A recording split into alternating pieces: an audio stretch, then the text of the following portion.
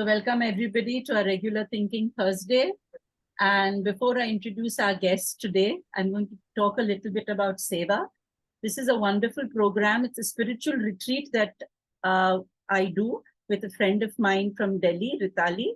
हम दोनों साथ में मिलके and all my wonderful students join us in this super retreat every year. Last 2 years COVID की वजह से हमने नहीं किया था, but we're starting it again. We started it in 2015, if I'm not mistaken. And it was a fantastic time. It's a time when everybody collects together and we meet some enlightened masters and gurus and teachers. So this year, we are starting Seva again. 13th, 14th, 15th of October in Rishikesh is Seva. And as you can see, we have some amazing speakers here. So just to let you know, before I show you a little bit of the guest speakers that we have, the dates are 13, 14, 15th October. The fee for Seva is double sharing is 16K till 31st July, 18K from 1st August 2023, 22K single occupancy till 31st July, and 24K from 1st August 2023. And this year's Seva is going to be at the Yogniketan Ashram, Rishikesh. This year's Seva's theme is actually koshas. Okay, that's the theme that we have for this year. And how to interpret the koshas and understand the koshas, the 5 koshas, and how to go beyond it. As we know, after the 5 koshas comes the Atman, right? So how to go beyond the koshas. And we're going to have some amazing speakers talking about this. We have Dr. J.V. Dikshit, who's from Pune, and he's going to be talking on lifestyle modification for weight loss and diabetic reversal. Dr. Dikshit is actually the doctor for Mr. Modi, our own Prime Minister. So that's the reason that we are getting him, and he's flying down from Pune with his wife. We have another personalized sessions. If you want to book, it's going to be with Dr. Anjali Dikshit. I think she's Dr. Dikshit's wife. And she's an MD in Ayurveda and professor of Ayurveda from our own state. And first come, first serve basis pe booking hogi. We have, of course, lots of workshops by our students, our Sangha, our spiritual Sangha. We have Akash, who's going to be talking on Akashic records. And then we have Swati Anurag on dreams. We have Shakuntala ji on astrology. We have Ratna talking on Marma therapy. We have Bhavana on dance movement therapy. Manju ji is going to be here with us talking on shadow work and wholeness. And then there is Param talking on silence, Puja on tarot readings. We have another mini workshop by Ritu on love. And of course, Priyanka is going to be talking on numerology. Then we have, and Ramika is, of course, going to be there on self-healing. So we have all these wonderful, wonderful speakers who are going to be giving us mini workshops. Our other 3 main speakers is Swami, you can see the pictures of them. Swami Chitrupananji, he's the head of the Noida Center of the Chinmaya Mission, who has gracefully agreed to come to Rishikesh for this retreat. And it's going to be a treat listening to him. He is such a wonderful orator. Then, of course, we have Dr. Sanjeev, who's going to be talking on Swar Yoga, which is another fascinating aspect of yoga. Then we have Dr. Harsha, who's also going to be talking on Ayurveda. And of course, the kind of Annamaya Kosha. He's going to be focusing on the Annamaya Kosha. It's going to be really amazing. And of course, we have Dr. J.V. Dikshit. I too am going to be taking a small session with all these wonderful enlightened masters. I really have a very small space, but I'm going to be talking about practically how to deal with the koshas in your own life. So please come for Seva. It's a way to celebrate. It's a way to meet, and it's a way to listen to all these speakers whom we hardly get a chance to listen to. And of course, you'll be with us for all these 3 days. You'll be with the speakers for all these 3 days. So you have a chance to, personally also talk to them about your own issues, your own problems, ask questions. And of course, we have a lot of fun. So come for Seva. And of course, Ritali and Rajiv, my dear friends from Delhi, with whom we started Seva, there they are. They have this wonderful healing and feeling center, like a workshop, where they do a lot of work for children who need education. So they provide mentors for children who require educational facilities in Rishikesh. And both of them and I have been associated with Seva for a long time. And we have the same vision. And of course, everybody here has the same vision. So please come for Seva and join us for a wonderful 3 days, a weekend of fun, learning, and celebration. So thank you so much, everyone, for listening to me patiently. And now I want to introduce our speaker today, our guest speaker today, Harita Nayak. She's right here. I hope she's right here. I can't see her, but yes, can you please? Yes. There's Harita. I think, yes, that's true. So I didn't know Harita till I think we met at a conference in Bombay.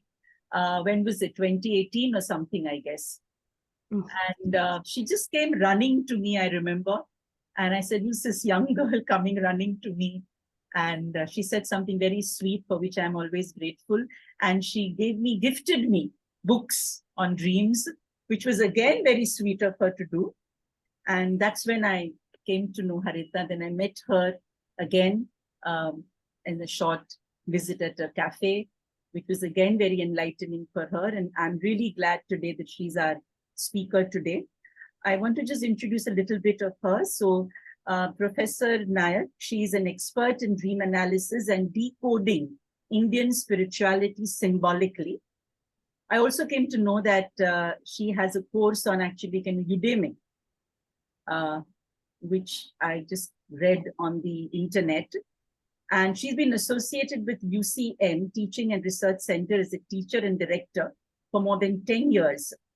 And she feels there has been an inner calling to help others, just to provide them with some wisdom and knowledge.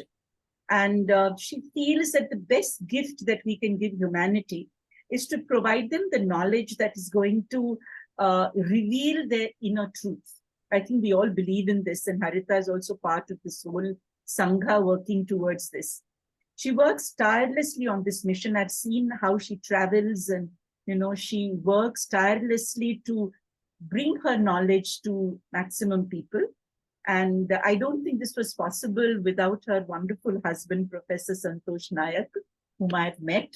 And I saw the two of them together and I said, well, this is something called twin souls, both of them having a similar mission, similar life purpose, and the way they connect with each other, and very helpful and kind. I think it's wonderful to have her with us. And thank you, Harita, for accepting my invitation to come on Thinking Thursday. And I'm sure people are going to love you as I love you. Thank you so much, Harita, for being here. Over to you. Thank you, Tripti ji. Namaste, everyone. And इतने सारे प्यार के लिए बहुत धन्यवाद. Because जैसे अभी आज सुबह जब मैं उठी और मैंने अपना इंस्टाग्राम खोला, तो उसमें सबसे पहली पोस्ट आपकी थी आज. और आपकी पोस्ट में यही आपकी जो जर्नी थी टीवी प्रोग्राम के साथ, उसके बारे में आपने लिखा हुआ था. और मैंने ईयर देखा 2009. आई डिडंट इवन रिमेम्बर कि कौन से साल की वो बात है. बट श्योरली तृप्ति जी, जैसे मुझे लगता है, सभी को लगता है, you were a chosen person for doing that mission. क्योंकि इस जीवन में पूर्व जन्मों का तो चलो पूर्व जन्म तक है, लेकिन इस जन्म में तो मैं बिल्कुल पूरी सच्चाई के साथ कह सकती हूँ कि अगर मैंने आपका वो प्रोग्राम नहीं देखा होता तो मैं शायद आपके साथ, या जो भी आपने मेरे मिशन के बारे में डिस्क्राइब किया, वो सब पॉसिबल नहीं होता. क्योंकि आपके प्रोग्राम के बाद ही मेरा ज़्यादा इंटरेस्ट हुआ था पास्ट लाइफ में. स्पिरिचुअल तो यूजुअली हम लोग इंडिया में होते हैं, लेकिन इतनी गहनता के साथ पास्ट लाइफ के बारे में सोचना, कर्मों के बारे में सोचना, That was really a dream at that moment for me. So thank you for being you. Thank you. Thank So yes, I'm going to share. मैंने एक छोटा सा keynote just to keep it streamline you. ऐसा एक बनाया है. बाकी हम सब एक फैमिली ही है इस धरती के ऊपर. कोई भी क्वेश्चन किसी भी पॉइंट पे अगर किसी के भी मन में आए तो आप पूछ सकते हो, and from my knowledge I do my best to answer you.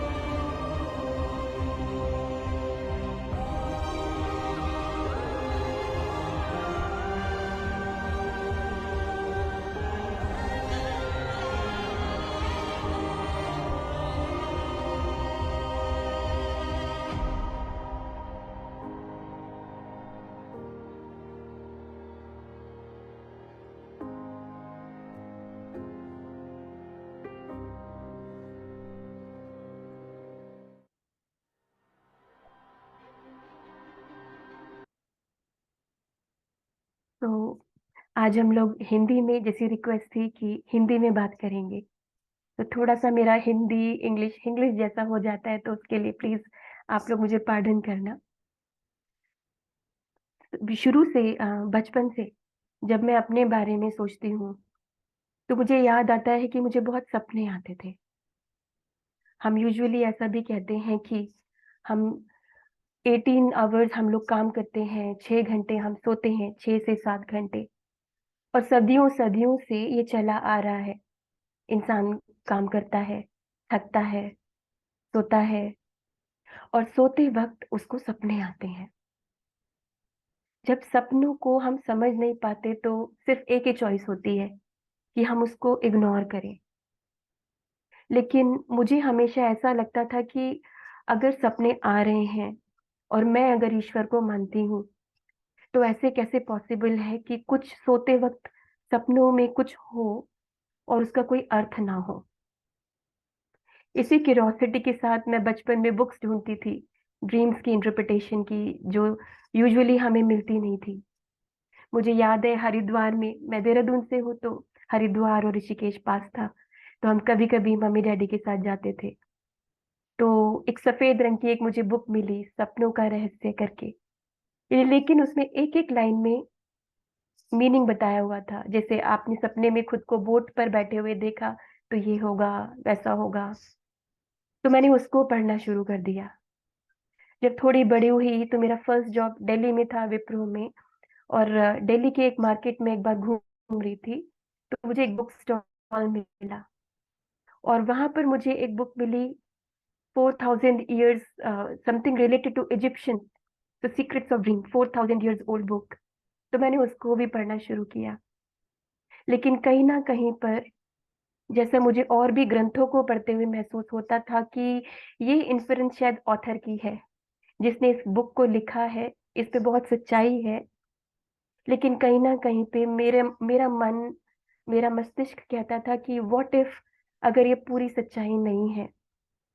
तो तब मुझे लगता था कि शायद हमारी नॉलेज, हमारी बुक्स में, दुनिया भर में जितनी भी कल्चर्स हैं, बुक्स हैं, कुछ ना कुछ रहस्य छिपा हुआ है। तो तब मुझे लगता था कि मैं संस्कृत भाषा सीखूं और उसको सीख के शायद जो बुक्स में लिखा है, तो जो मैं समझना चाहती हूँ उसको तब समझ पाऊं। ऐसे ही मेरी जर्नी चलती जा रही थी। और एक दिन 2010 में मुझे अचानक ऐसे ड्रीम्स आने लगे जिसमें धरती पर यूएफओज आ रही थी। और कुछ ना कुछ ड्रीम्स ऐसे हो गए कि जिनको मैं इग्नोर नहीं कर सकती थी, लेकिन मीनिंग मुझे तब भी नहीं पता था। बस मैं उन ड्रीम्स को लिख लिया करती थी। अपनी जर्नी में मेरी ड्रीम्स का एक हमेशा बहुत साथ रहा है, क्योंकि डॉक्टर न्यूटन को मिलने से पहले भी मुझे एक ड्रीम आया था। मैं उनको जानती नहीं थी, पर मुझे एक ड्रीम आया जिसमें उन्होंने खुद कहा आके कि मैं डॉक्टर न्यूटन हूँ, ये मेरी वाइफ डॉक्टर लक्ष्मी है, और उनके साथ एक लड़की थी। और उन्होंने कहा कि ये एक हिमालयन मास्टर है और हरिता अब तुम उठो, उठने का वक्त आ गया है। इस ड्रीम के बाद मैंने उनको गूगल पे सर्च किया, इंफॉर्मेशन मिली। मैंने उनके साथ कोर्स किया 2012 में, पास्ट लाइफ रिग्रेशंस का। और ऐसे ऐसे एक्सपीरियंसेस हुए मुझे जिसको शायद मैं बयान नहीं कर सकती ऑनलाइन। लेकिन 2013 में जब बैंगलोर में मैं पिरामिड वैली में थी, और सडनली मुझे एक साउंड आई, एक मन में जैसी आवाज आती है, मन में एक विचार आया कि तुम बाहर जाओ। और जब मैं बाहर निकली तो सबसे पहले व्यक्ति जिनको खड़े हुए देखा तो काया और क्रिस्टियान, जो हमारे ऑर्गेनाइजेशन के फाउंडर हैं। उनको मैंने उनसे पूछा आप किसी को ढूंढ रहे हैं क्या? और मुझे ऐसा लगा कि मैं सपने में ही देख चुकी हूँ।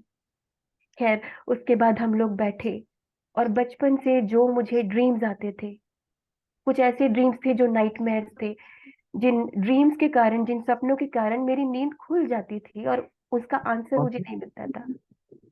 जब मैंने उनके साथ वो डिस्कस किए, हाँ, जब Harita, sorry, can you just please, yeah. मैंने जब वो ड्रीम्स उनके साथ शेयर किए तो मुझे पहली बार अपना आंसर मिला, और वहां से मेरी ड्रीम्स की जर्नी शुरू हुई। ये बात 2013 की है और आज हम 2023 में है। And one of my biggest realization is that कि सबसे बड़ा जो सपना है वो हमारा जीवन है। हम एक सपने के अंदर ही बैठे हुए हैं।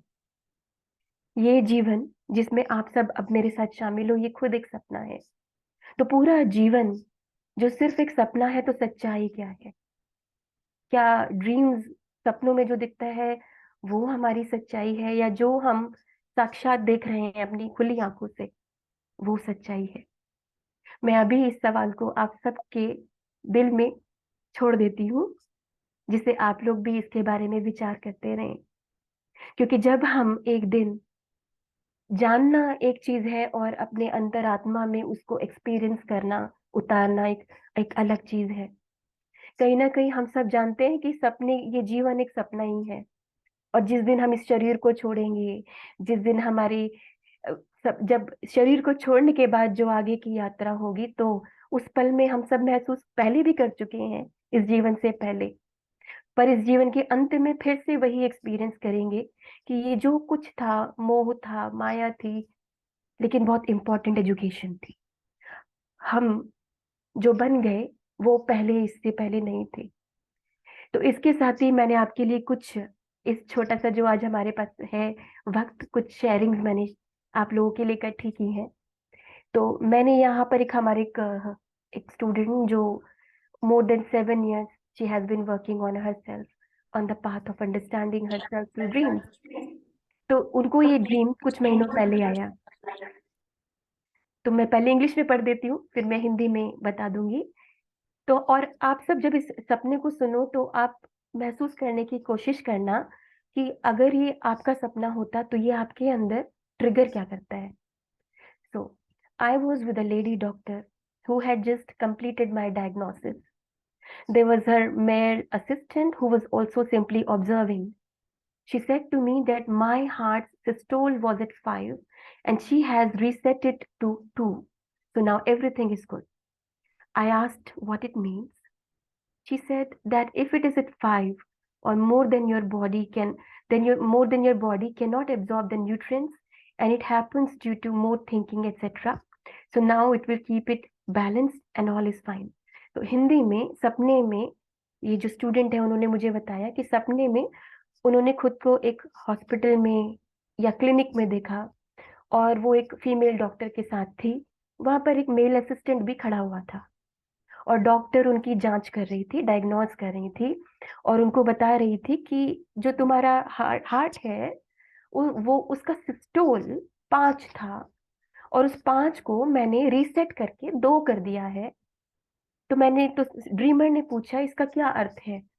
तो डॉक्टर ने कहा कि 5 जब सिस्टोल हार्ट का होता है तो आप थिंकिंग टू मच होती है, स्ट्रेस ज्यादा होता है और आपका शरीर न्यूट्रिएंट्स को एब्जॉर्ब नहीं कर पाता, पर अब सब ठीक है। तो अब ये सपना किसी को भी आ सकता है, आप में से भी किसी व्यक्ति को ही सपना आ सकता है। इस सपने का अर्थ क्या है? क्योंकि ये जो ड्रीमर है जिसका ये सपने है, ना तो वो डॉक्टर है, ना उसको कोई हार्ट प्रॉब्लम है, ना उसको कोई बीपी की, she is healthy, she is fine. तो इस सपने का अर्थ क्या हुआ? मैंने उनसे पूछा भी कि ये सिस्टोल को अर्थ को क्या आप जानती हो? तो सपने उनको सिस्टोल का अर्थ ही नहीं पता, बस उन्होंने कहा मुझे ये सपना आया तो मैं आपसे इसका अर्थ जानना चाहती हूँ। तो इसका अर्थ है क्या? जो लोग मेडिकल साइंस को जानते हैं, जैसे ये सिस्टोल का शब्द मैंने, क्योंकि साइंस साइड मेरा स्कूल में था तो मैंने सुना हुआ था सिस्टोल, डायस्टोल। तो जिनको नहीं पता है तो मैंने जैसे हार्ट की फोटो भी यहाँ लगा दी। सिस्टोल वो होता है जब हार्ट प्रेशर से ब्लड को पंप आउट करता है, इसका ऑपोजिट डायस्टोल होता है। तो इस सपने में ये जो हो रहा है, it's a self diagnosis of the soul. इसका अर्थ ये है, मैं आपको सब सिंबल्स का मीनिंग अभी नहीं बताऊंगी, लेकिन इस सपने से हमें ये पता चल रहा है कि ये जो ड्रीमर है, पहले इनकी नेचर स्ट्रेस लेने की थी, बहुत हाइपर एक्टिविटी थी, मस्कुलिन एनर्जी ज्यादा थी, काम करते वक्त टारगेट्स, गोल्स, नीड्स, ये चाहिए, वो चाहिए, रिकग्निशन चाहिए, इस तरह के नीड्स ज्यादा पूर्व जन्म में, इस जन्म में थे। तो क्या होता है, नेचुरली जब हमारी ऐसी थिंकिंग होती है तो हमारा हृदय ज्यादा पंप करता है, सचमुच ज्यादा पंप करता है। स्ट्रेस जब होता है, माइंड ज्यादा काम करता है, तो हार्ट की मसल्स को ज्यादा काम करना पड़ता है, जिससे बीपी की सिचुएशंस आती हैं, हार्ट इश्यूज भी फ्यूचर में आ सकती हैं। लेकिन इस स्ट्रीम में 5 था और 2 कर दिया, यानी अब इस व्यक्ति का, ये जो ड्रीमर है, अब इसका व्यक्तित्व बदलने वाला है। इसका व्यक्तित्व अब और शांत हो जाएगा, स्ट्रेस नहीं होगा, कामनेस ज्यादा होगी, इमोशनल बैलेंस ज्यादा होगा, डिटैचमेंट ज्यादा होगा और कंपैशन भी होगा, जिसके कारण जो एब्जॉर्ब द न्यूट्रिएंट्स जो हमने लिखा, नेचुरली जब इंसान के अंदर डिटैचमेंट होता है, ज्यादा कामनेस होती है, तो वो सिर्फ खून से नहीं, सिर्फ खाने से नहीं, जीवन में जितनी भी चीजें घटित होती हैं उससे ज्यादा ज्ञान, न्यूट्रिएंट्स और नॉलेज, उस ज्ञान को ये व्यक्ति ज्यादा ग्रहण कर पाएगा, एब्जॉर्ब कर पाएगा। तो ये जो ड्रीम है, ये एक अगले 2 दिन का नहीं है, अगले कुछ महीनों के बारे में भी नहीं है। ये ड्रीम आगे आने वाले जीवन का एक प्रोग्राम है। The soul has shifted its energy towards being more calm and more harmonious person. 5 का अर्थ है, न्यूमरोलॉजिकली शायद आप कुछ लोग जानते होंगे, लेकिन सिंबॉलिकली 5 का अर्थ है ऐसा व्यक्ति जो अपनी गलती को, अपनी एनर्जी में एक जो गलती उभरती है या नेगेटिविटी उभरती है, उसको इमीडिएटली चेक कर पाएगा, रेक्टिफाई कर पाएगा। 2 का अर्थ है स्वयं से कैसा रिश्ता है और दूसरों के साथ कैसा रिश्ता है। तो इस ड्रीमर का स्वयं के साथ रिश्ता, स्वयं के साथ, स्वयं के साथ यानी ईश्वर के साथ, अपनी आत्मा के साथ और गहरा हो जाएगा। जब ईश्वर के साथ गहरा रिश्ता होता है, कम्युनिकेशन होता है, तो नेचुरली हम मोर काम, मोर डिटैच्ड, और ईश्वर हमसे क्या चाहते हैं वो करने के लिए हम ज्यादा प्रेरित होते हैं। फिर कुछ भी फेलियर नहीं होता और कुछ भी सक्सेस नहीं होता। सब हम जो भी करते हैं वो ईश्वर के चरणों में एक पुष्प की तरह से होता है।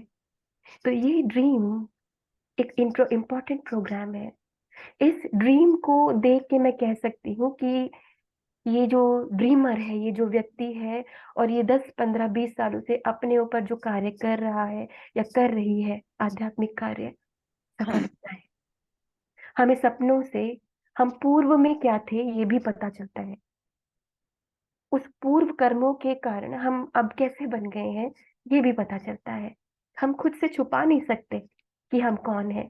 हम अपने एक चश्मा नहीं पहन सकते जिससे हम खुद को ना देखें।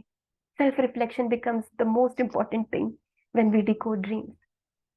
और भविष्य भी पता चलता है कि यदि हम जो आज हैं उसको यदि हमने नहीं बदला तो कॉन्सिक्वेंसेस, हमारा भविष्य क्या हो जाएगा। तो सपने हमारा पूर्व, हमारा वर्तमान और हमारा भविष्य तीनों को समझाता है, जिसके कारण हम स्वयं को समझ पाते हैं, अपने भविष्य को समझ पाते हैं, और ये भी समझ पाते हैं कि वर्तमान में हमारे कर्म सही है या गलत है, और यदि गलत है तो वो क्या है, हम उन पे कैसे कार्य करें। तो मेरे लिए मेरे जीवन में, जैसे दीप्ति जी ने बताया, मैं और मेरे हस्बैंड हमने स्वयं के ऊपर कार्य करते जा रहे हैं, करते रहेंगे, क्योंकि हमारे जीवन का, हम सभी के जीवन का अर्थ ही ये है कि अंत में जब इस शरीर को छोड़ें तो बेहतर आत्मा के रूप में खुद से साक्षात्कार कर पाए। और इसी श्रृंखला में हमारी जीवन की यही है कि हम सबके साथ इसको शेयर भी करें। तो आगे बढ़ते हुए अब थोड़ा सा मैं छोटे छोटे एग्जाम्पल्स लेती हूँ। जैसे मैंने एक इमेज दिखाई, ये एक सपना भी हो सकता है, ये एक सच्चाई भी हो सकती है।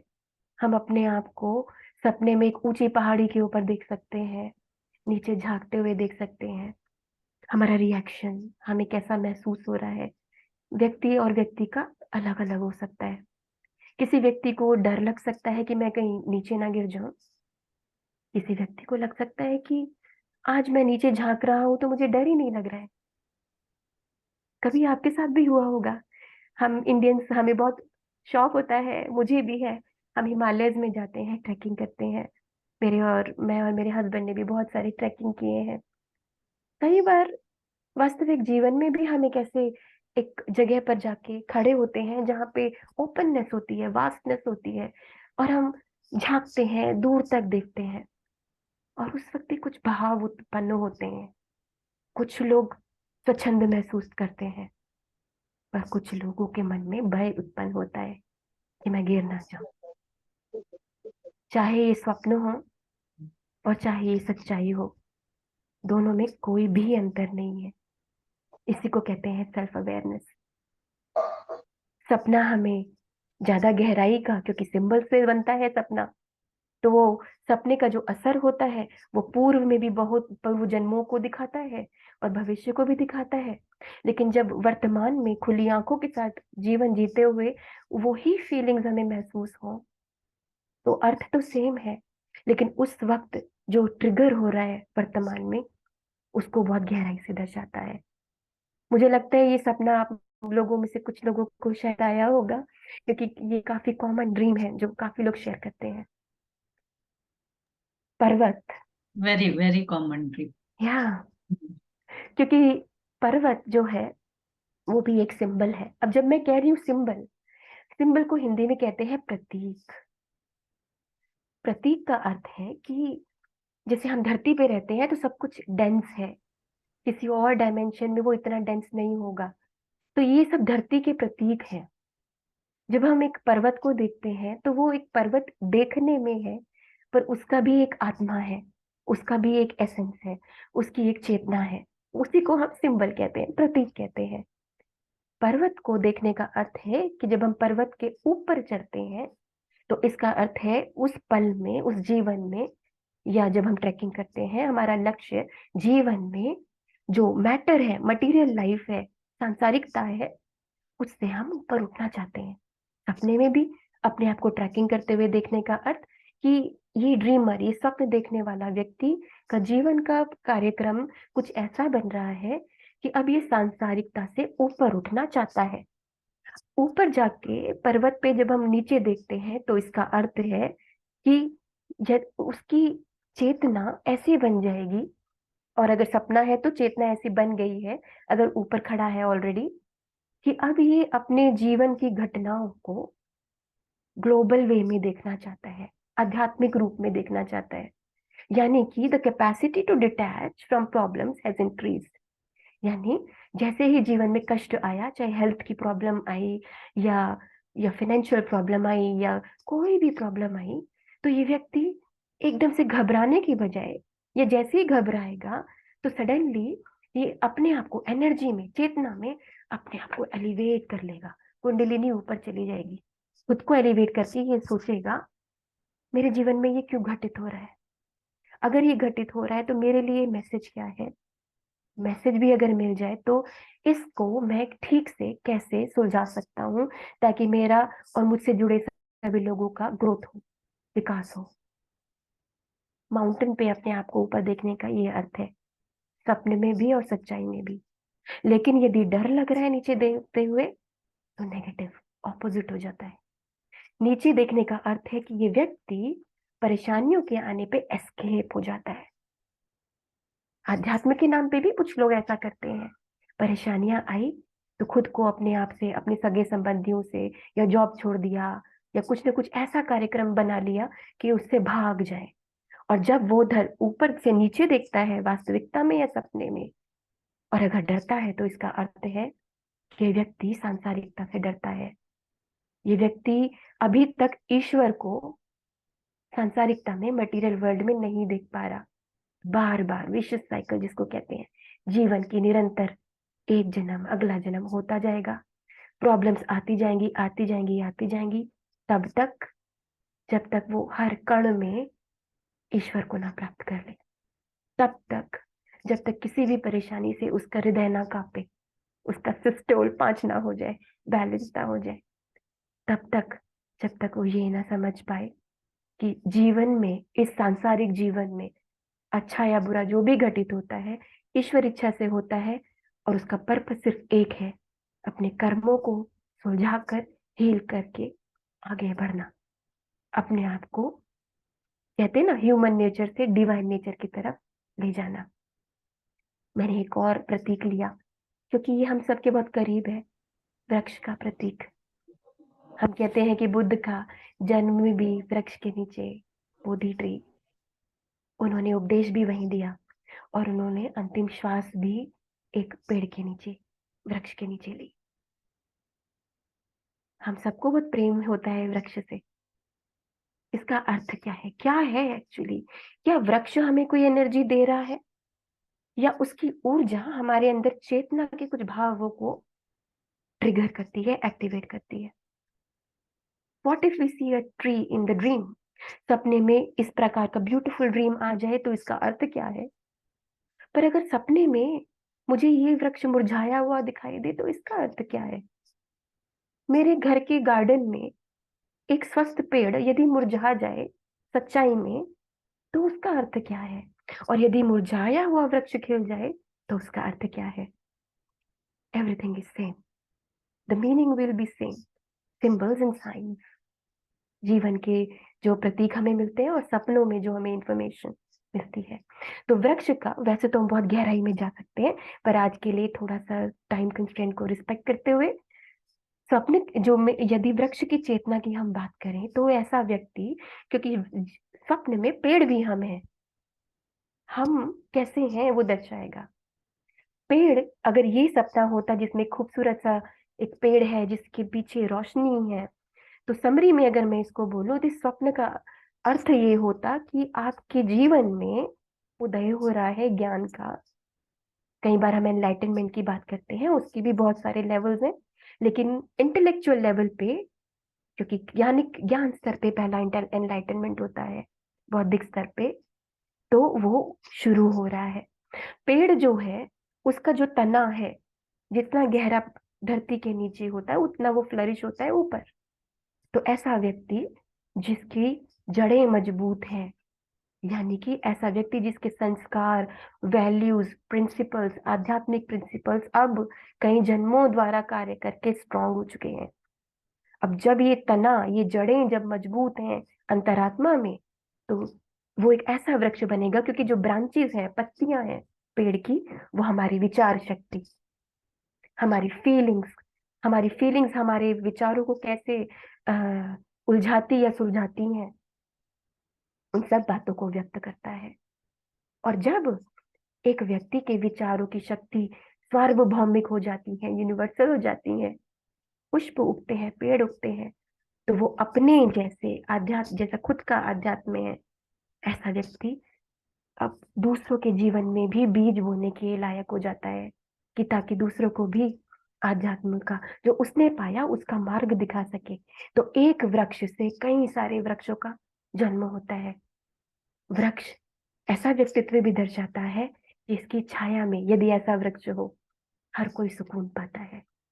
जैसा मैं देख रही थी, आप सब तृप्ति जी से बात कर रहे थे, वो एक वृक्ष के समान है, जिनके साथ जुड़ के मिल के बात करके आप सबको वृक्ष की छाया जैसा सुकून भी महसूस होता है, और ज्ञान की भी प्रकाश को आपको मिलता है आप सबको।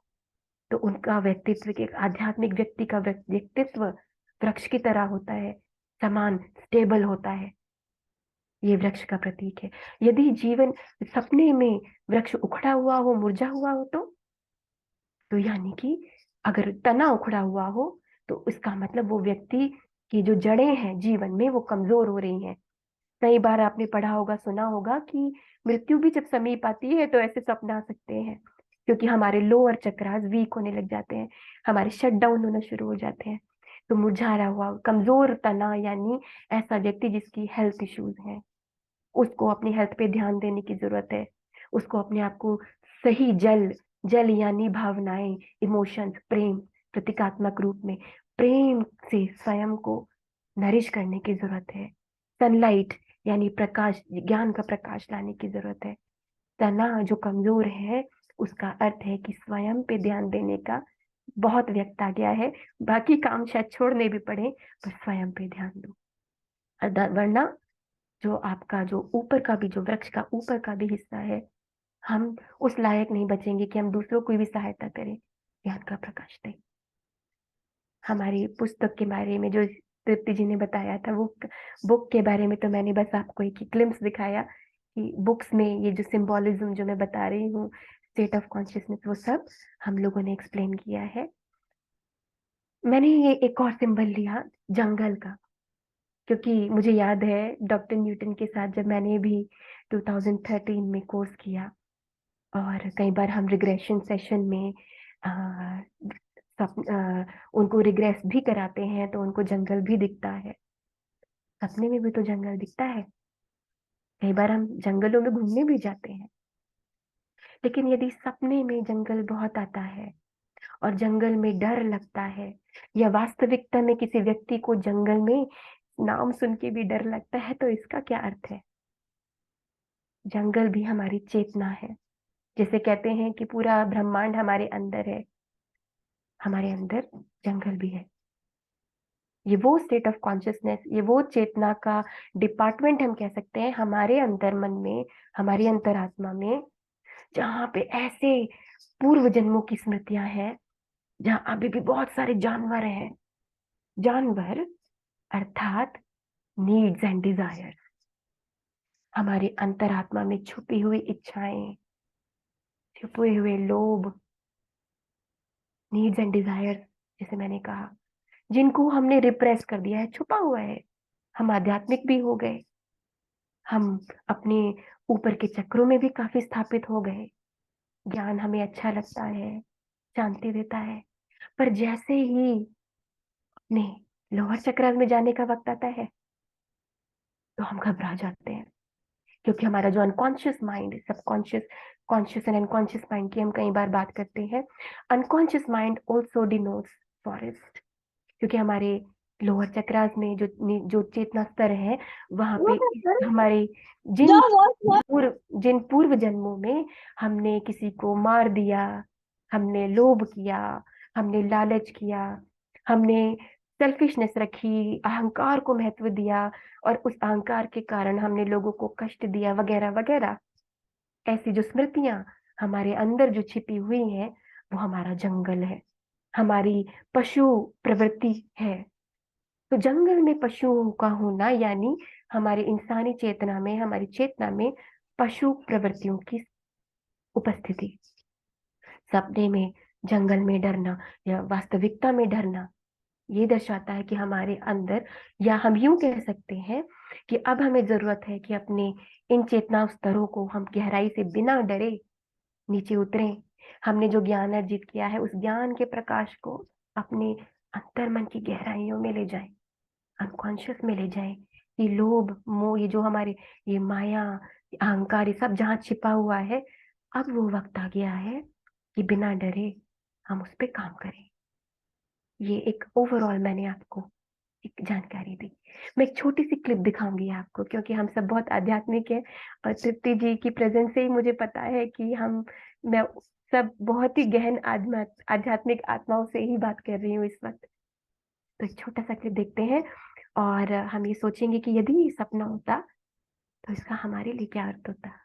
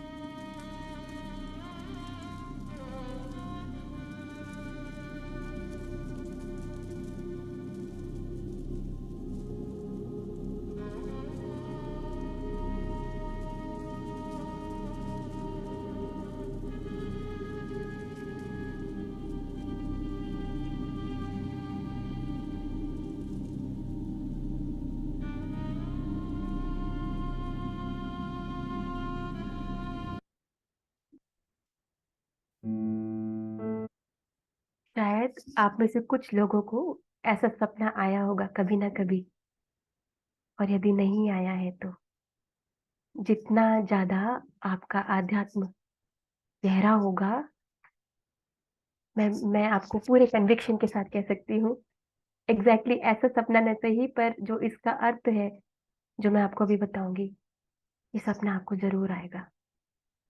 जैसे आपने देखा, ये जब हम गौतम बुद्ध, जब हम उनकी बात करते हैं, बुद्ध की बात करते हैं, तो ये उनका एक एक्सपीरियंस है।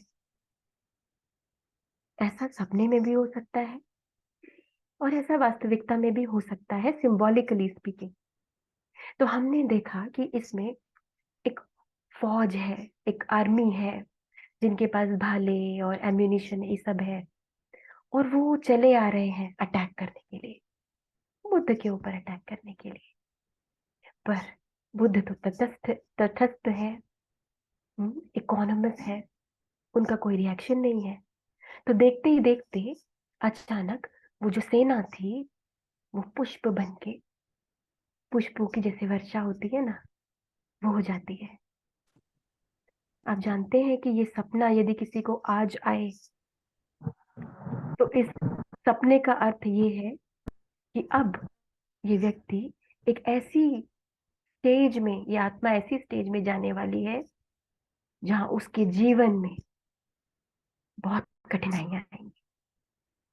आपने इसको देखा और आपको लगेगा कि हरिता ऐसा कैसे कह रही है, लेकिन मैं फिर से बोलूंगी, कभी आपको ऐसा सपना आए जिसमें बहुत युद्ध स्तर है, बहुत नेगेटिविटी है, एक सेना जैसी जो आपके ऊपर अटैक करना चाहती है, ये आपके जीवन के एक प्रोग्राम की शुरुआत का लक्षण है, जहां पे इस जीवन में, और हो सकता है कि कुछ आने वाले जीवन भी कठिनाइयों से भरपूर होंगे।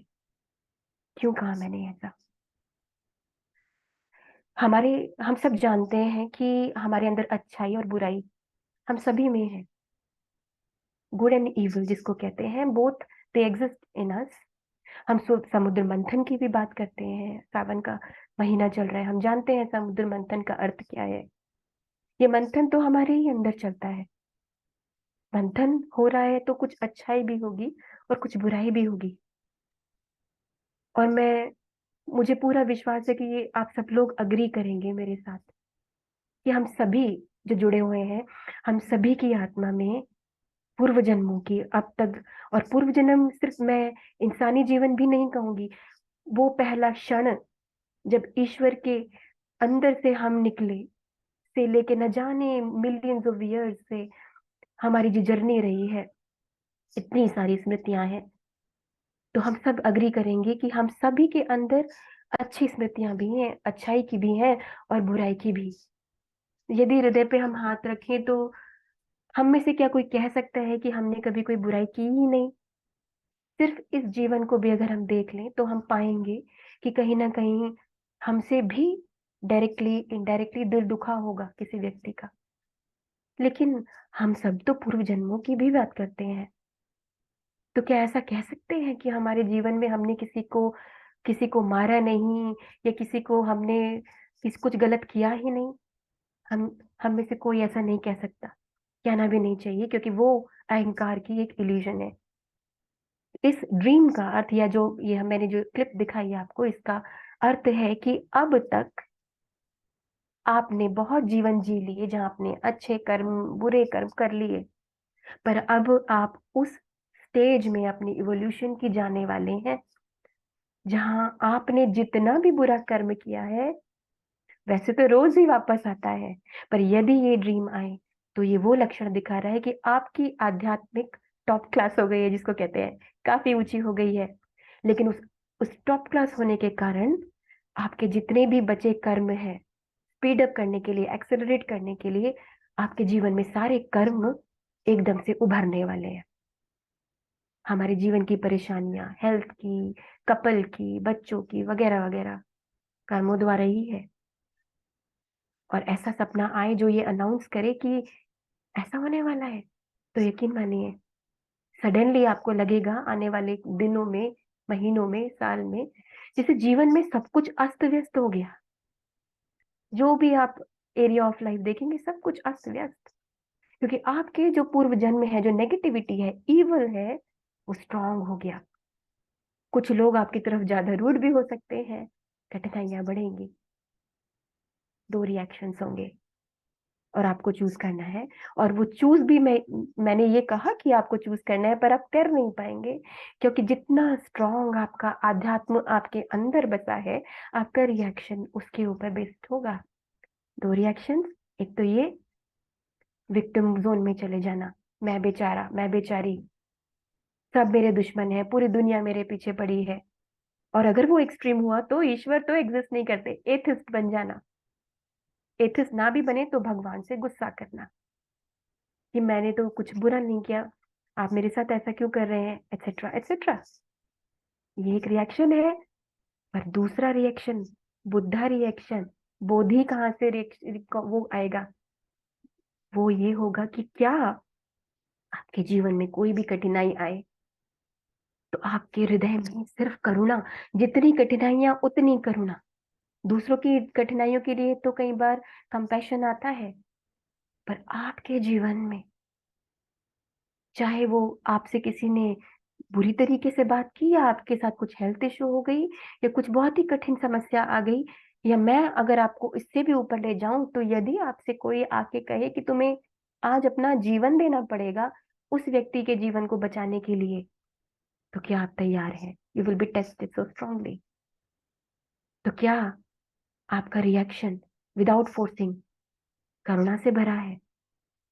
जीवन में कष्ट आ जाता है तो भी आप ईश्वर के ही स्वरूप को देख रहे हैं कि ठीक है ईश्वर, मैं इसको भी समझूंगी कि मेरे कौन से पूर्व जन्म के खराब कर्म हैं, बिना गुस्सा किए मैं उनको अपनी अंतरात्मा में सफाई करूंगी, चाहे वो मंत्र है, तपस्या है, जो भी मैं करूं।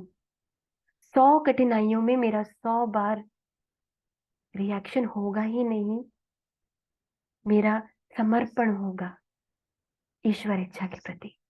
तो जो तीर मेरे कर्मों के मेरी तरफ आएंगे, क्योंकि मेरे अंदर करुणा है, मेरा जो 5 जिन हम नेगेटिव्स की हम बात करते हैं वो वर्क हो चुका है, तो वो तीर, वो कार्मिक रिएक्शन जो मेरी तरफ आएगा वो पुष्प बन जाएगा। इस ड्रीम का अर्थ है कि आने वाले समय में आपकी इवोल्यूशन बहुत बढ़ जाएगी, कर्म ज्यादा ओपन होंगे, कार्मिक रिएक्शंस आपके सामने ज्यादा उभरेंगे, लेकिन आप बुद्ध की तरह होंगे। आपकी बुद्धि इतनी, जिसको मैंने कहा टफ क्लास हो जाएगी, कि कठिनाइयां तो आएंगी, लेकिन आपके समीप आते आते आपके ज्ञान के कारण, आध्यात्म के कारण वो पुष्प बन जाएगी। इसका अर्थ ये नहीं है, या ऐसा नहीं है कि सचमुच बुद्ध के लिए ऐसा कुछ हो रहा हो तो पुष्पों की वर्षा हो रही थी, हो भी सकती है, परंतु ये प्रतीकात्मक है। हम सब उसी जर्नी में हैं। और जानते हैं आपको इसका रिजल्ट महसूस कैसे होगा? आपके जीवन में मानिए एक एग्जाम्पल के तौर पे कोई व्यक्ति है जो आपके लिए कष्टकारी है, हमेशा नेगेटिव है, आपके लिए गड्ढा भी खोदता है, मतलब एक एक्सट्रीम केस है, पर आपने कभी रिएक्ट किया ही नहीं। रिएक्शन अगर मन में गुस्सा आए और उसको रोक लिया जाए तो वो भी रिएक्शन है, लेकिन आपने अपने आध्यात्म को इतना मजबूत किया है, इतना जन्मों जन्मांतर से कार्य किया है कि ये व्यक्ति जितना आपको कष्ट देता है, आपका प्रेम उसकी आत्मा के प्रति आता है, ब्लेसिंग आती है, गुस्सा आता ही नहीं। 2 साल बाद ये व्यक्ति आपके सामने आता है कि तुम इतनी करुणामयी कैसे हो, मैंने तो तुम्हारे साथ इतना बुरा किया। आपको तो बोध है, लेकिन ये पुष्प वर्षा का अर्थ है कि जो कष्टकारी व्यक्ति आपके जीवन में था उसको बोध हो जाएगा आपके कारण, क्योंकि आपका रिएक्शन बुद्धा जैसा है, रिएक्शन है ही नहीं कहना चाहिए। तो वो व्यक्ति, उसका बोध, चेतना बोध हो जाएगा कि मैं इसके साथ कितना गलत कर रहा हूँ, और वो आके कहेगा कि मैंने तुम्हें इतना कष्ट दिया, पर तुमने तो कभी मुझे कुछ कष्ट दिया ही नहीं, रिएक्ट किया ही नहीं, आई एम सॉरी।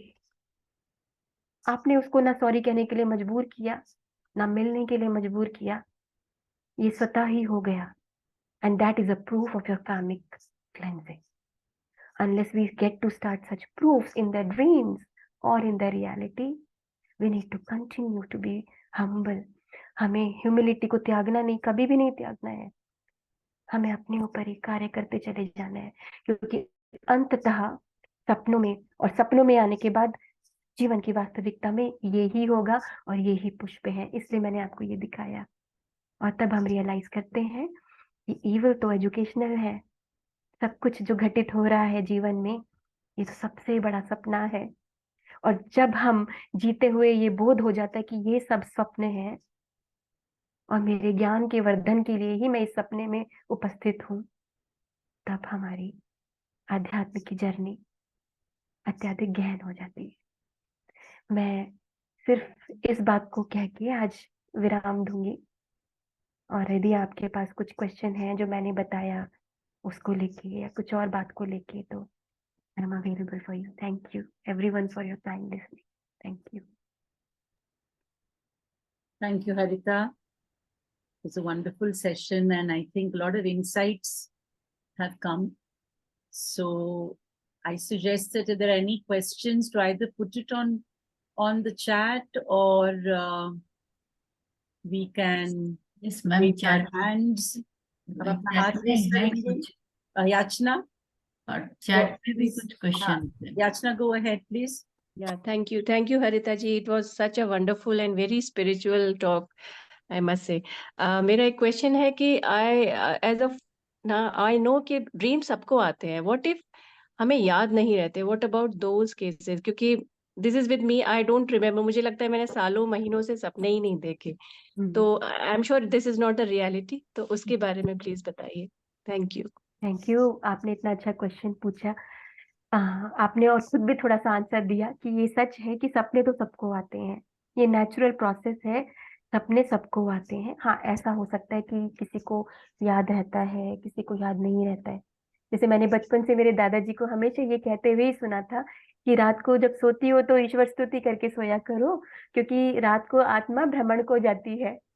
तो अपनी ह्यूमिलिटी को सपनों में भी बरकरार रखना, तो ये सच है, हमारी आत्मा है और वो भ्रमण करती है अपने अंतर, हमारे खुद के यूनिवर्स में भी।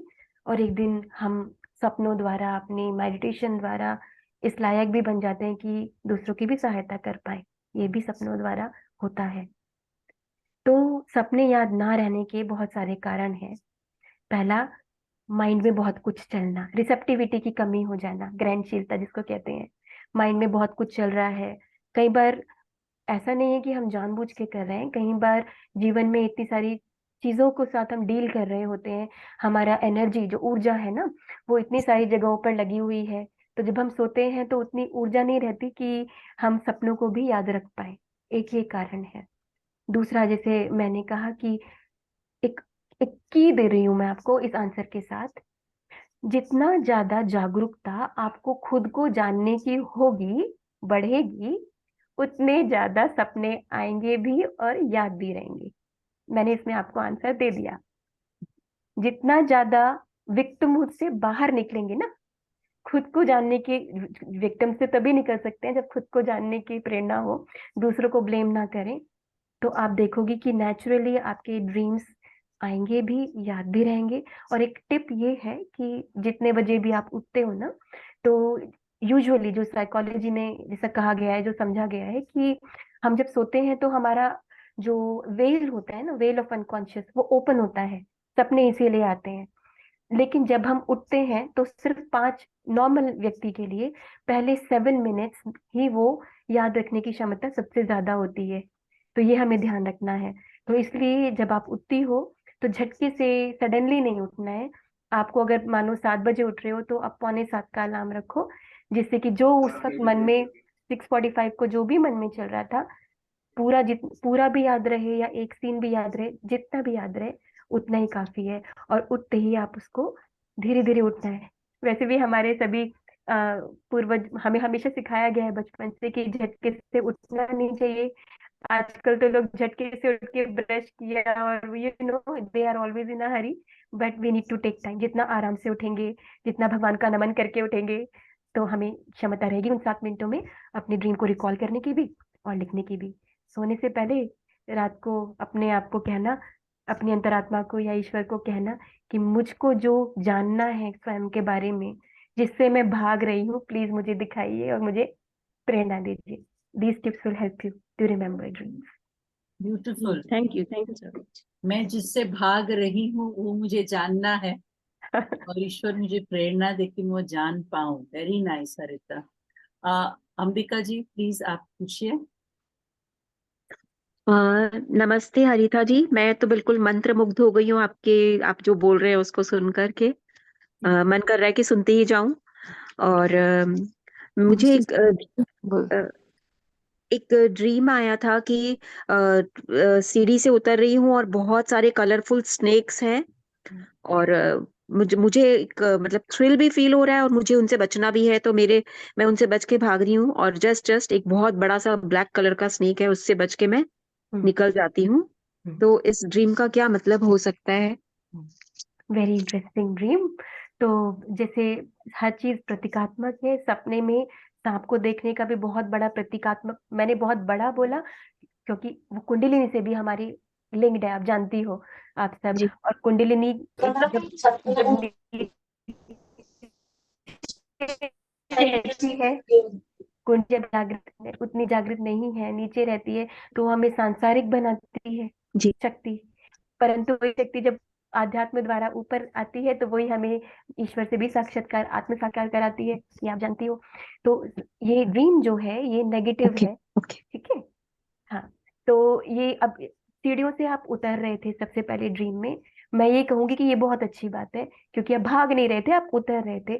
जब भी सपने में सीढ़ियों से उतरते हैं या ऊंचे से नीचे की तरफ आते हैं, इसका अर्थ है कि अब आप अपने आध्यात्म को, क्योंकि आप आध्यात्मिक हो, लेकिन यदि आध्यात्मिक ना भी होती, कोई और व्यक्ति जो स्वयं को आध्यात्मिक ना भी मानता हो, तो भी इसका अर्थ ये होगा कि अब उस व्यक्ति को मटेरियल थिंग्स में ज्यादा अट्रैक्शन होगा, अच्छा या तो अट्रैक्शन होगा, ठीक है, या फिर वो वक्त आ गया कि अब आपको, क्योंकि जो हमारे कर्म है ना, वो तो मैटर में ही है ना।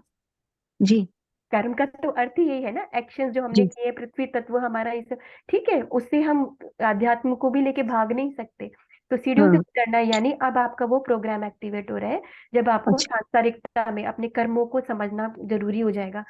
जब ये होगा तो आपको ढेर सारे सांप दिखे, रंग बिरंगे सांपों हाँ का बहुत सारा अर्थ है, जिसमें सबसे एक महत्वपूर्ण अहंकार तो है ही, पर उसके अलावा नीड्स एंड डिजायर्स भी है, ओके ठीक है। ओके तो अब आपको उनका सामना करना होगा, यानी एक तरफ तो आप आध्यात्मिक हो, तो मैं एक एग्जांपल देती हूँ जी, आध्यात्मिक तो हो, लेकिन मानिए आप मार्केट गई, तो आपको buying, shopping, everything materialistic will start attracting you. Okay that would be one of the effects इस सपने का।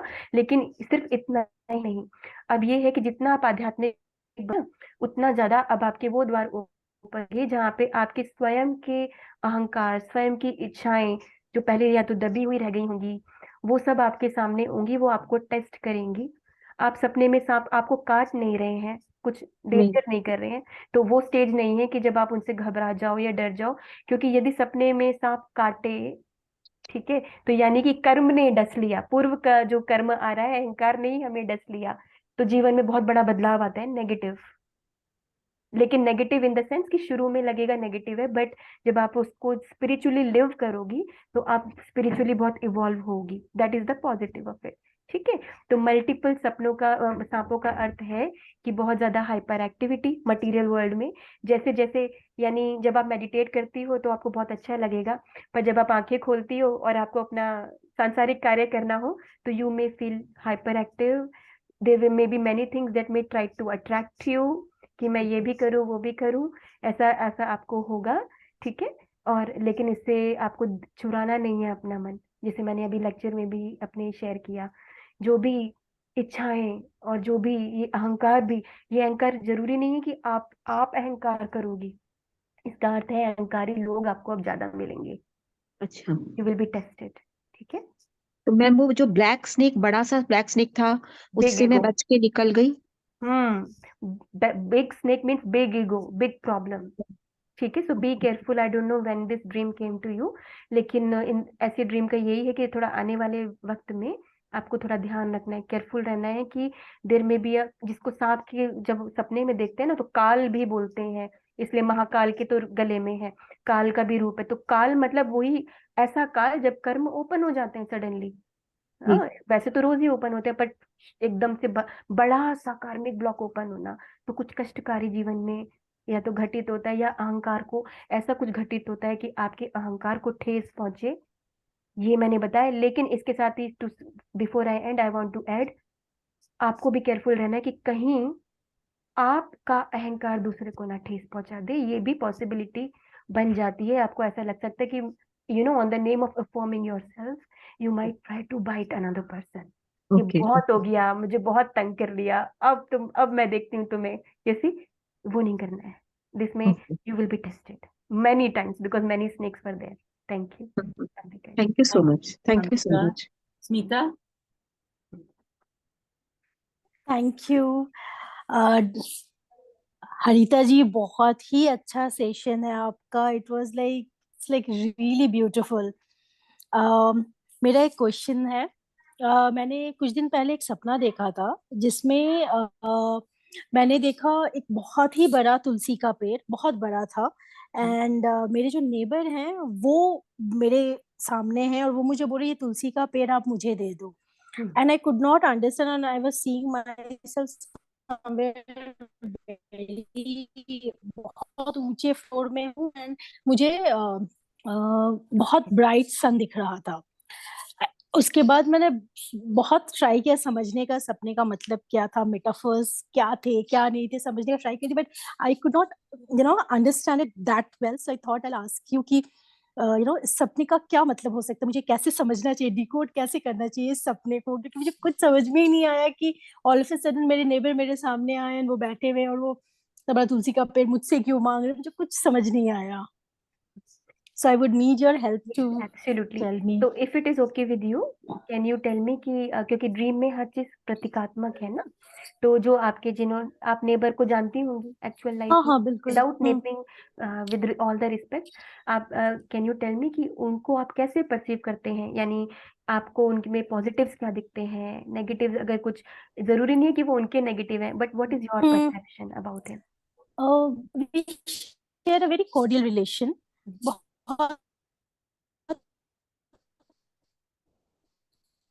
अच्छा रिलेशन है उनके साथ हमारा। You are, it is absolutely like that. So there is nothing, don't experience any negative emotions as such. It's a very cordial, nice relation. Okay, तो ऐसा कोई नहीं प्रॉब्लमेटिक सिनेरियो नहीं कभी नहीं कुछ कभी हुआ नहीं। नहीं? वंडरफुल, ठीक है, वेरी गुड, क्योंकि ये जानना बहुत जरूरी होता है, क्योंकि ये ड्रीम एक थोड़ा सा सटल है, जो पॉजिटिव भी हो सकता है, नेगेटिव भी हो सकता है, but now that you clarified, so it's very simple now, so it's really like a positive dream in a way, it's more nature is positive. अब जैसे तुलसी का पौधा, जब भी हम कोई पौधा देखते हैं ना, आज तुलसी का है, कल कोई और हो सकता है, पौधा हमारे सेंटिमेंट्स कहते हैं ना, सेंटिमेंट्स उनको रिप्रेजेंट करता है। अब हम और इसमें तुलसी का पेड़ है, तो तुलसी हम लोग बहुत रेवर करते हैं, मेडिसिनल है, हर्बल है, तुलसी का पौधा इंडिया में हम लोग अपने घर के बाहर भी रखते हैं, तो कहीं ना कहीं तुलसी एक एल्केमाइज करने वाला पौधा है, एनर्जी को, नेगेटिव को पॉजिटिव बनाने वाला पौधा है। ऐसे कई सारे पौधे हैं इंडिया में, one of them is Tulsi ji, ठीक है, तो ये है। अब ये जो दो लोग जब सपने में है, तो relationship with yourself and others, तो इसके दो मीनिंग मैं आपको बताऊंगी, ठीक है, one and both will apply, one you will have to wait for the future if that applies. तो इस ड्रीम का Okay. अर्थ ये है कि one is that there is something for you to sentimentally heal between this relationship. Okay. There is something to heal, some feelings that need to be Okay. healed, which you can think about. अगर वैसे आपने बताया सब cordial है, लेकिन हल्का सा भी अगर आपके मन में कोई भी डिस्टरबेंस है, तो वो आपको हील करना है, ठीक है। और Okay. ओके, और उस ड्रीम में वो आपसे तुलसी का पौधा मांग रहे हैं, ठीक है ना। तो मैं दूसरा meaning इसका ये है कि it is possible that he maybe you are a healer, or I don't know your work, Yeah. but it's like firstly you need to give healing to yourself, and what I just said, if there is something disturbing, that should be healed, and the program is ready. And second is, perhaps if it was a soul visitation, because sometimes it is possible, okay, not always, but yes, it is possible. So it is possible that in the coming days he might discuss something with you, and it may not be spiritual in nature. He may discuss or she may discuss something with you, and what you will advise, जो आप कहेंगी, that will heal that person. Okay. तो जब भी हम, तो इसको हम ऐसे समझ सकते हैं कि हम जब भी किसी से बात करें, स्पेशली जब हम स्पिरिचुअल हैं, तो हम जब भी किसी से बात करें, तो हमारा भाव, हमारी भावनाएं हर व्यक्ति के प्रति ऐसी हो कि वो कुछ अच्छा पाए हमसे। तो कई बार आपसे कोई छोटी सी, उनको लग सकता है कि मैं तो अपनी एक दोस्त से बात कर रही हूँ, वो तो आपसे दोस्त के नाते अपनी प्रॉब्लम सॉल्व करेंगी, लेकिन आप अंदर की जो तुलसी है, क्योंकि तुलसी आप योर ड्रीम में, आपकी जो ब्यूटीफुल कैपेसिटी टू एल्केमाइज है, that will help that person if that was a soul visitation. Okay. और जो सन दिखा था उसका क्या Knowledge. सिग्निफिकेंस है? Knowledge, Okay. Sun is life, life giver. Okay. Thank you so much, Harita ji. It was beautiful. Thank you. Thank you. Prachi, Thank you, ma'am. there are many people raising hands, but I think we can't take so many questions. So I'm just going to go with one person. Prachi, you want to ask a question, and then one more. Yeah. That's it, okay? Prachi, please go ahead. Yeah, I have two questions. One is sleep paralysis. That is, I've always seen like our soul, like body is lying and ऐसे ऐसे कुछ ऊपर जा रहा है, soul something is going up and you're not able to move, but you are seeing someone. So this is a very common dream which I've noticed. And the other dream, what is very recurrent dream in me is holding a newborn child in my hand. So Hmm. this, both the dreams are happening since a long time. क्या ये दोनों सपने एक साथ आते हैं कि अलग अलग नहीं डेज नहीं, पर? अलग अलग टाइम पर आते हैं। ये बट पिछले 2 साल से न्यूबॉर्न बेबी के ड्रीम तो बहुत ज्यादा आ रहे हैं मुझे।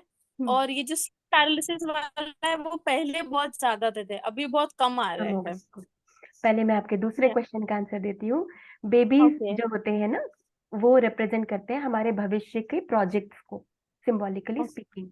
जब हम किसी Okay. बेबी को देखते हैं ड्रीम में, तो इसका अर्थ है हमारे जीवन, firstly it makes clear to me कि आप कुछ प्रोजेक्ट कंसेप्चुलाइज कर रही हो।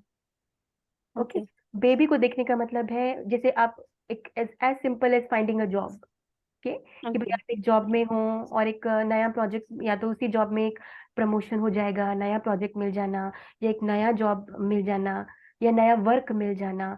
मतलब एक लाइफ, जैसे बच्चा जो होता है ना, वो एक मिशन होता है एक माता पिता के लिए।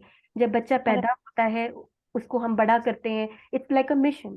सो seeing child in the dream is also the same thing, something new that you will start, or something new beginning in your life which you would, अगर ड्रीम पॉजिटिव है तो something new which you have to nourish and raise and grow up.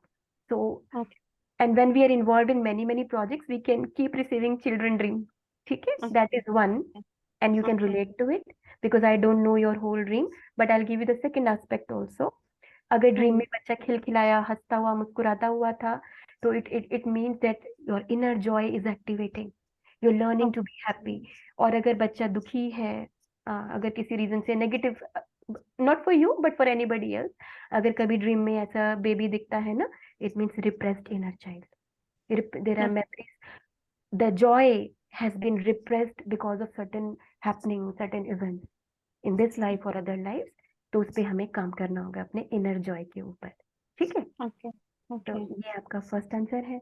दूसरा आपने जो पूछा sleep paralysis, sleep paralysis कई लोगों को हो जाता है, उसका सिंबॉलिक मीनिंग मैं आपको समझाती हूँ, and you can perhaps meditate on it later on. ठीक है, जो हमारी आत्मा है और जो शरीर है, शरीर तो मैटर है, आत्मा परमात्मा का अंश है, हम जानते हैं, लेकिन जब हम धरती पर होते हैं तो इन दोनों का समन्वय होना चाहिए। राइट, वरना हम बीमार पड़ेंगे या हमारे अंदर सुसाइडल टेंडेंसीज आएंगी, भाग छोड़ छाड़ने की जीवन को, या अपने कार्य को, या मैं परिवार को ही छोड़ दूं, ऐसी थिंकिंग आएंगी। ठीक है, तो ये अब जैसे आपने कहा कि ड्रीम में आपने देखा कि बिल्कुल आपने बॉडी से जैसे आत्मा बाहर है और आप देख पा रहे हो खुद को, और आप ये कोशिश कर रहे हो कि मैं शरीर में, कई बार ऐसा भी होता है कि शरीर में आने की कोशिश कर रहे हैं, आ नहीं पा रहे हैं, हम आउट ऑफ एक्सपीरियंस भी कई बार कहते हैं, लेकिन ये कभी कभी हो सकता है, मेडिटेशन में हो सकता है, सेशन में हो सकता है, पर आपके लिए रिकरिंग ड्रीम है, तो it becomes very very important. It means number one, you need to reflect that you should not be having escaping tendencies from life. Okay, you have to be careful. Second, you need to bring, like you need to become more friendly to life, the life as in general, whatever life you have, be more present. Otherwise, whatever you will do sometimes in the reality, you will feel not happy, not present. So even if I link it with your child dream, so आप कुछ कर तो रहे हो पर खुशी नहीं है, so you are detached, लेकिन वो detachment पॉजिटिव नहीं है। डिटैचमेंट पॉजिटिव तब होता है जब कंपैशन होता है और 100% प्रेजेंट होते हैं धार्मिकली, हम हर कार्य को धर्म की तरह, धर्म ही निभाते हैं, ये उसका थोड़ा डिफरेंट है। डिटैचमेंट ये negative detachment, running away capacity, आपको ये केयरफुल रहना है। दूसरा पॉइंट। तीसरी चीज, आई लेट यू सी, कई बार ये ऐसे मैंने मेरी लाइफ में जितने भी I decoded more than 6000 dreams, and basis that I can tell you, ऐसे ड्रीम्स तब भी आते हैं जब हमारे पूर्व में, इसी जीवन में, नॉट इवन पास्ट लाइफ, पूर्व में कई बार हमारे साथ अब्यूज हुआ होता है ना, किसी भी प्रकार का टॉर्चर, अब्यूज, उससे भी स्लीप पैरालिसिस की प्रवृत्ति आती है। बहुत सारे स्पिरिचुअल लोगों के साथ होता है, मेरे साथ भी शुरू में होता था। और जब मैंने इंटेंड किया कि ये स्लीप पैरालिसिस के पीछे कर्म बंधन कौन से हैं, तो मुझे वो ड्रीम्स भी आए। Okay. और मेरी चाइल्डहुड मेमोरीज भी रीएक्टिवेट हुई, जिनको मुझे लगा था मेरा सब ठीक है, मैं भूल गई थी। And then I could recall, I could work on those certain level of abuse because of which I didn't want to be in my body as a woman. You Okay. understand? Okay. Right. Yeah. A little disconnection from feminine aspect because Right. of certain memories. So I have given you all the 3 important points, and you Right. can reflect what applies to you and Okay. take guidance to go ahead with your healing. Thank you. Thank Yeah. Thank you. These are very deep issues. I don't think Harita can, In one about session. all this. Yeah, I think it's not the platform for her to discuss these things, because these are very deep issues which require a lot of processing, therapy, all that stuff, right? Exactly. So I just want to ask Harita one thing. Harita, बहुत सारे लोग सपने देखते हैं, and you can decode dreams. I want to ask you about, can you put something in the dream?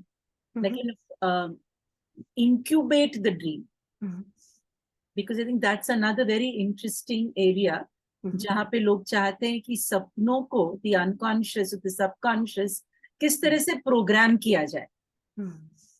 तो इसके ऊपर I am not going to ask you to answer all this just now, but अगर तुम इसके ऊपर एक session और ले सकती हो on Thinking Thursday, I think it will be very wonderful, because manifestation की जब हम बात करते हैं, Harita can elaborate a little bit on it also. तो manifestation की जब हम बात करते हैं, तो सपने का इस्तेमाल हो सकता है. How to utilize the mind towards creating matter. I think that is a very, very beautiful area जो unexplored है. According to me, इतना exploration हुआ नहीं है उसके बारे में, और बहुत कम लोग जानते हैं और बात करते हैं इस चीज के बारे में, because it's a very personal thing how they do it. But क्योंकि हरिता एक प्रोफेसर है, ट्रेनर है, टीचर है, I think she can give us some certain pointers. तो ये मैं चाहती हूँ हरिता अगली बार आप इसके बारे में बात करें, how to utilize dreams. Okay, incubation जिसको हम कहते हैं, किस तरह से ये होता है, क्या है, एग्जाम्पल्स देके I think people would enjoy that a lot.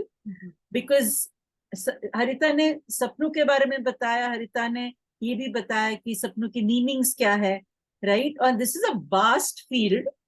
हरिता, कुछ अपने कोर्स के बारे में बताइए प्लीज. जी बिल्कुल तृप्ति जी, आपने बिल्कुल सही कहा कि ये बहुत वास्ट है, और जितना ज्यादा हम अपने ऊपर काम करते चले जाते हैं, इंटरेस्टिंग बात ये है कि सपने बदलते चले जाते हैं. जैसे कुछ सपनों की, जैसे आज हमने व्याख्या भी की, बात की, और जितना ज्यादा हम अपने ऊपर काम करेंगे तो भविष्य में देखते हैं कि जैसे सपनों से, अब स्नेक्स वाला जो हमारी एक फ्रेंड ने ड्रीम बताया, एक दिन ऐसा ड्रीम आएगा कि जैसे हमने गौतम बुद्ध और देखा है ना कि एक शेषनाग की तरह से, तो ट्रांसेंडेंस ड्रीम्स भी आते हैं. ट्रांसेंडेंस हमें कंफर्म होती है कि हाँ ये कार्य कंप्लीट हुआ है और अब आगे हमें क्या करना है. तो बिल्कुल हमारे बहुत सारे कोर्सेज हैं तृप्ति जी, और बेसिकली जैसे इंट्रोड्यूस करने के लिए यूजुअली, जैसे आपने कहा, मैं और संतोष ट्रैवल करते हैं, तो हम 1 डे वर्कशॉप्स करते हैं. फिर जिन लोगों को लगता है कि उनको और गहनता से इसको समझना है, तो हमारा एक 3 महीने का प्रोग्राम है, इसको 3MD कहते हैं. ऑनलाइन प्रोग्राम है, और आपको एक प्रोफेसर असाइन होते हैं, उसमें 6 ड्रीम सबमिशंस होते हैं और 16 वेबिनार्स हैं ड्रीम्स को, how to understand your dreams. 16 classes are there and you have access to it. And then if you, जैसे मुझे अपने जीवन में लगा या किसी और को अपने जीवन में महसूस हो कि ये एक लिंक है जो हमारे अध्यात्म में हमें चाहिए गुत्थियों को सुलझाने के लिए, तो एक लंबा कोर्स है हमारा which goes as long as 3 years. And to become a professor, to become an expert in this field, we have a program of 5 years. It's like a PhD.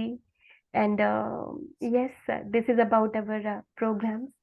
और कुछ लोग मुझे देख रही हूँ यहाँ पे, कुछ लोग मेरा फोन नंबर तो नहीं, पर मैं आप फेसबुक पर भी हूँ, इंस्टाग्राम पे भी हूँ, and I am always happy to connect with everybody. और जैसे तृप्ति जी ने, she is like my elder sister, जैसा उन्होंने कहा कि फिर से मिलेंगे, जब भी दीदी आप बुलाओगे, I will always be there for you. जब मैंने आपको बुलाया, आप हमेशा थी ना साथ में. नहीं, I think it will be wonderful, क्योंकि ये एक बहुत ही गहरा सब्जेक्ट है और ये कोई सुपरफिशियल चीज नहीं है, ये मैं सबको कहना चाहती हूँ। हरिता की इतनी लंबी स्टडी रही है और हरिता ने इसी को अपना मिशन बना दिया है। तो ये ना बहुत मुश्किल होता है, because you have to be a master, to be a professor, to be an expert, आपको उसमें घुस जाना पड़ता है। यू नो, सुबह शाम रात, इवन रात को सोते हुए आपको वही चीज आपको जहन में होनी चाहिए, तब जाके आप इस तरह से, जैसे हरिता ने इतनी ब्यूटीफुली हमें समझाया, विदाउट एनी कंफ्यूजन, तो ये तब होता है। तो आई डोंट वांट कि लोग ये समझे कि ओ 1 डे का कर लो, 2 दिन का कर लो, 1 महीने का कर लो and you become a master. No, you can not. Okay, ये मैं आई वांट टू रीइटरेट कि प्लीज डोंट थिंक ये ऑनलाइन कोर्सेज करके आप सिखाना स्टार्ट करेंगे। I agree with you. Don't do this and don't even think about it, okay? Yes. Because I think it's an insult to the work that is being done by Harita and by so many others, जिन्होंने अपनी पूरी जिंदगी लगा दी है इस काम में। सो अगर आप करना चाहते, करिए, जैसे हरिता ने कहा, 3 साल 5 साल पढ़ाई करिए। Don't take a shortcut. आप, हरिता और मैं और सब यहाँ जानते हैं कि शॉर्टकट में क्या हो रहा है लोगों का। तो please don't do this, okay. मैं हरिता को वापस इनवाइट करूंगी, पॉसिबली दिसंबर में। I check with Harita her dates and everything, I invite her again, no problem. और आप कनेक्ट करना चाहते, हरिता ने सही कहा है, मैं नंबर नहीं देने वाली हूँ, बिकॉज आप परेशान करेंगे उसको। इसीलिए आप जाइए, आप मेहनत करिए, फेसबुक पे जाइए, इंस्टाग्राम पे अगर हरिता है, आई डोंट नो, हरिता हो तुम इंस्टाग्राम पे? हाँ, इंस्टाग्राम पे चलो, दो। तो इंस्टाग्राम पे भी है, फेसबुक पे है, जाइए, मेहनत करिए, कांटेक्ट करिए, ठीक है। Look at her posters, look at the work that she is doing, read about her, read about the speaker, okay. हम इतने अच्छे गेस्ट स्पीकर्स को इनवाइट कर रहे हैं, आप सब जानते हैं, बट आई थिंक कि आप जाके फिर उनको सर्च नहीं करते। So search for them, find out what they're doing, If you're motivated, then go do their courses, karo, persist karo. Please persist to learn. हाँ, धूप में बाल हमने ऐसे ही सफेद नहीं किए, तो इसीलिए मैं चाहती हूँ कि आप लोगों की बाल सफेद हो तब तक आप पढ़ते रहे। Right? So thank you, Harita. Really, it was a wonderful session. I think everybody is excited about learning more. And I'm not going to entertain any more questions, but thank you. Thank you so much. So I think we all should give Harita let's give a response, a reaction. Come on, everyone.